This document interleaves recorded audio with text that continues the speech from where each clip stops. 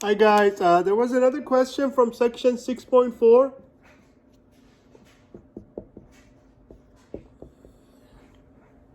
Problem number 179.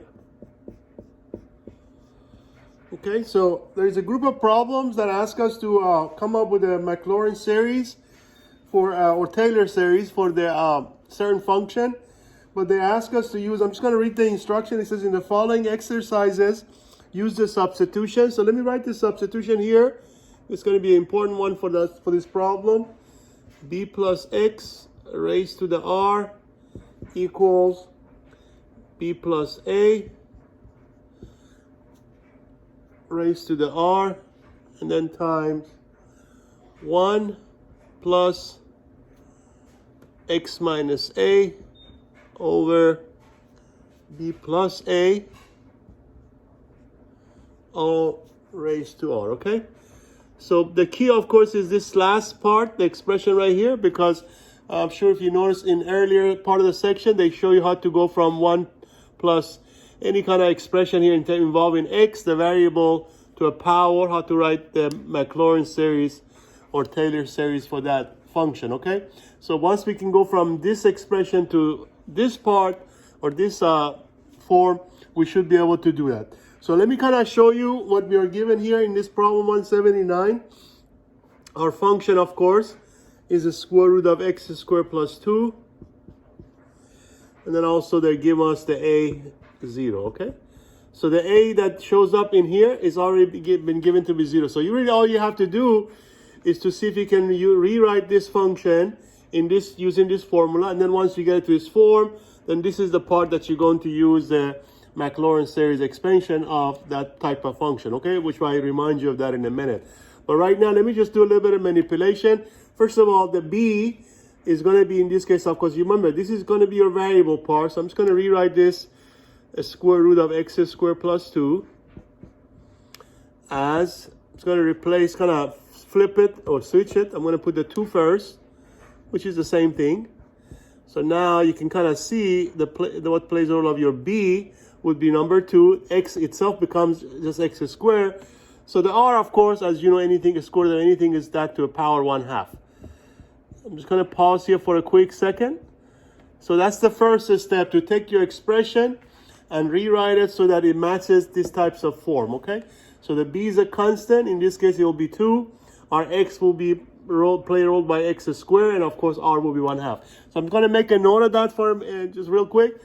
Don't forget, they gave you the a already, so we know the a already. So now we know the b, in this example, is going to be 2.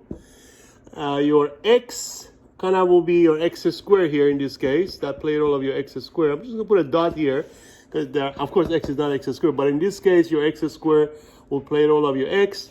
Now the a is already given to be 0, and of course the r, the exponent, will be 1/2. So with all that, you should be able to now go to this formula and apply it. So I'm just going to go ahead and just leave that here for a minute. So now, because this expression is the same as that, and that, of course, as you compare that to that, we got this. We should be able to rewrite this a little differently. Okay, so I'm just going to go ahead and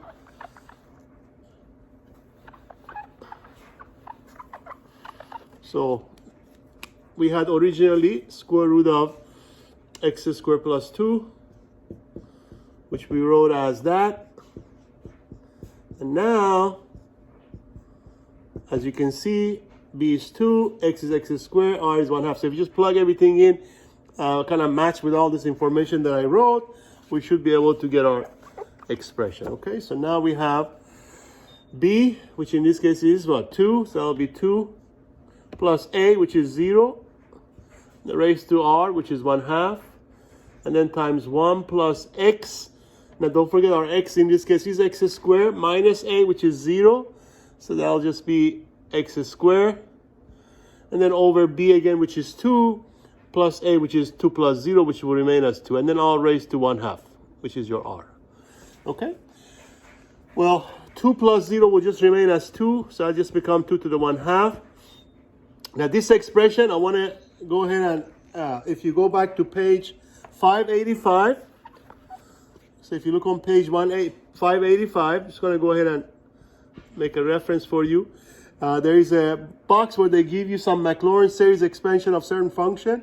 And on page 85, it tells you that if your function f of x has the form 1 plus x to the r, its expansion will be simply the summation n equals to 0 to infinity of Rn. Those are the binomial coefficients. And then, of course, x to the n.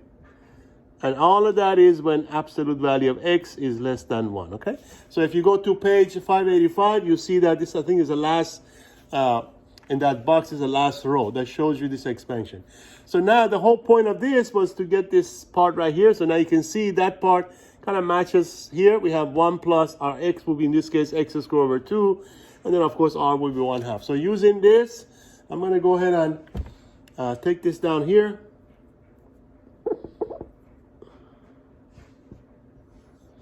So we have 2 to the 1/2. Let me make sure you can still see it. So we have 2 to the 1/2, and then times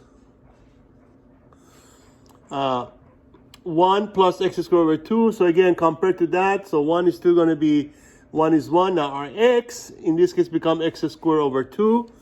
So that therefore this becomes summation n equals to 0, infinity. And then r, which in this case is for us is 1/2, n, which of course is going to be same thing, and then x to the n, which in our case will be x squared over 2, all raised to the n.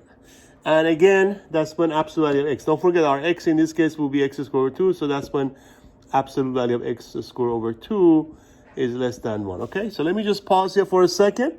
So that is where we are. That's what we have so far. So it's just going to be pretty much a little bit of manipulation. So since you got all this, I guess I'll go ahead and take that off. So now we're just going to rewrite all of that in the following form. So let me move it up here.